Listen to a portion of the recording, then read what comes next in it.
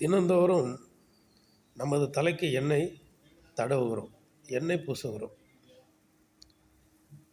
எண்ணெய் பாட்டில் எடுத்து தினந்தோறும் தலைக்கு என்ன பண்ணுகிறோம்? எண்ணெய் போட்டுக்கொண்டே இருக்கிறோம். அந்த பாட்டிலில் உள்ள எண்ணெய் கொஞ்சம் கொஞ்சமாக குறைந்து முற்றிலும் அந்த பாட்டில் உள்ள எண்ணெய் சுத்தமாக இல்லை, தீர்ந்து போச்சுன்னு வைங்க, மீண்டுமாய் அந்த பாட்டிலை நம்ம வச்சுக்க மாட்டோம், அதை தூக்கி போட்டுருவோம். அந்த பாட்டிலுக்கு மதிப்பு, அந்த பாட்டிலுக்குள்ளே எண்ணெய் இருக்கணும். அந்த தேங்காய் எண்ணெய் நம்ம தடவுகிறோம், அந்த பாட்டிலுக்குள்ளே என்ன இருக்கணும்? எண்ணெய் இருக்கணும். எண்ணெய் முழுமையாக இருந்தால் தான், அல்லது நம்ம ஊற்ற அது குறையாமல் இருக்கணும், நம்ம எடுக்க தீராமல் இருக்கணும்.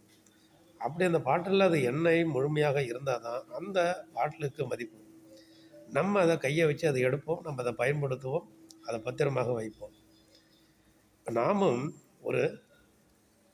இந்த சரீரமாகிய ஒரு பாத்திரம். இந்த பாத்திரமாகிய இந்த பாட்டிலுக்குள்ளே அபிஷேகம் என்கிற எண்ணெய் குறையாமல் இருக்கணும்.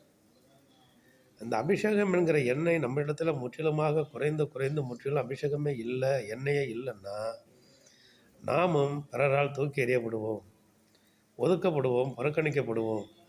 அதனால் எந்த பலனும் இல்லை, எந்த பயனும் இல்லை, எந்த மதிப்பும் இல்லை, எந்த மரியாதையும் இல்லை.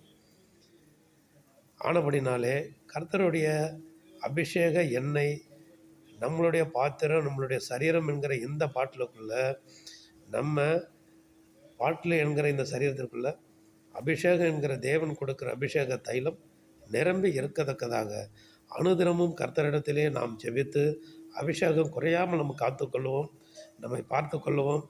நம்மை நாமே சுதாரித்து கர்த்தருடைய இரத்தத்தினாலே வேலி அடைக்க முடியாத தேவனிடத்தில் வேண்டி அனுதினமும் மிக மிக பத்திரமாக பாதுகாப்பாக கர்த்தருடைய அரண் கோட்டைக்குள்ளே நாம் இருப்போமாக. ஆமேன். அல்லேலூயா.